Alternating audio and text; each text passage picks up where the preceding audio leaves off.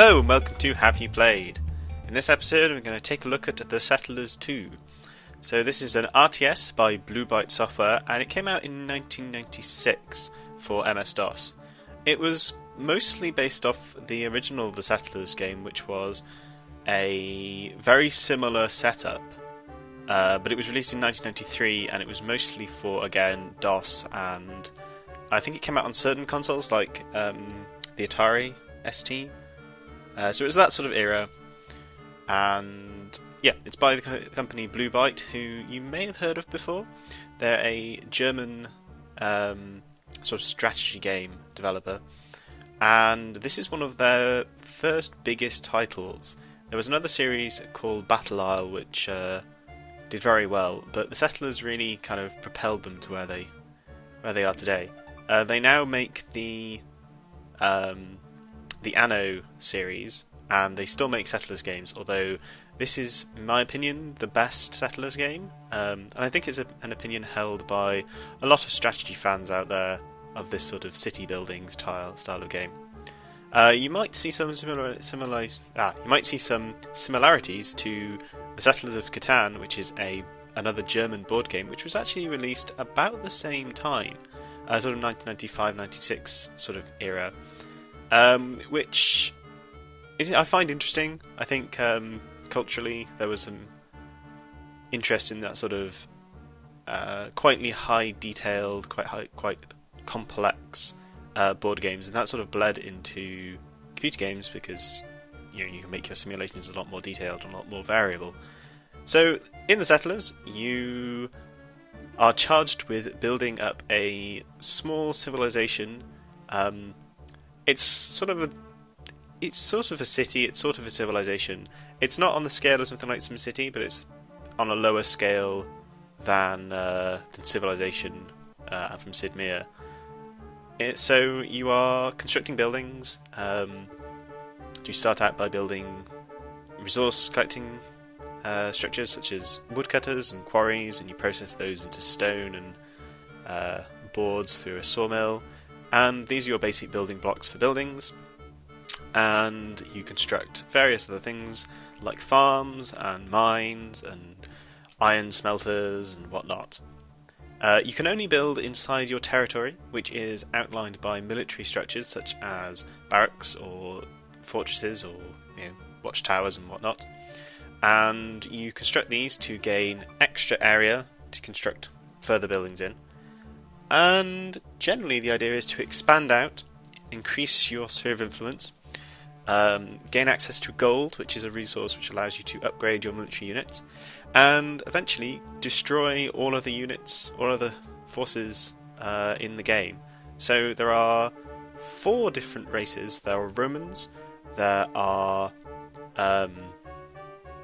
Vikings, there are an Asian group which is never really named, if I remember correctly. I think they're the Japanese technically, and then there's an African tribe. So there's lots of variants there, especially if you're playing multiplayer. There is quite an in-depth single-player campaign, which mostly focuses around reaching these magical portals through to the next island. The idea is that you're kind of adventuring. Well, not you're adventuring. Your colony group has been stranded on an island and must build structures and whatnot to find the portal to get out of here.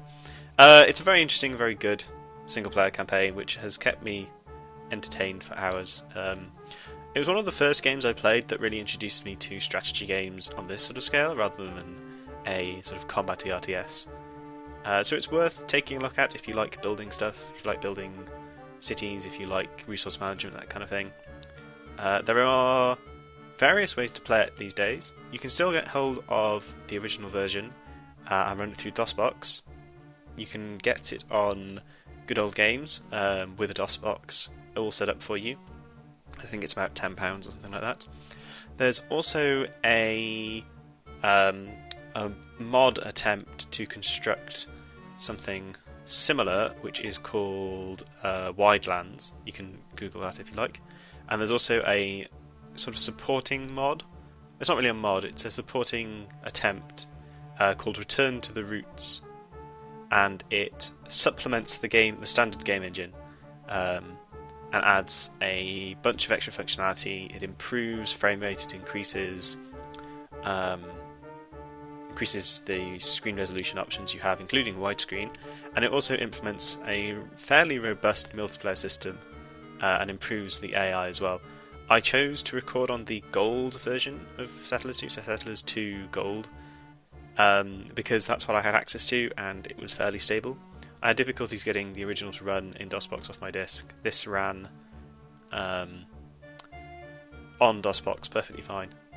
There is also various other editions of the Settlers, which you can take a look at. I think they're pretty much all inferior to 2. I think 2 had the nicest balance of construction versus combat, and the resource management system was very well designed. It wasn't over-engineered. There wasn't anything forced in there too much. There are certain things that once you get to the late game you really start to worry about, but like how many soldiers you have. But to start with, it's not really a massive problem, and you can kind of delay that thought process till later.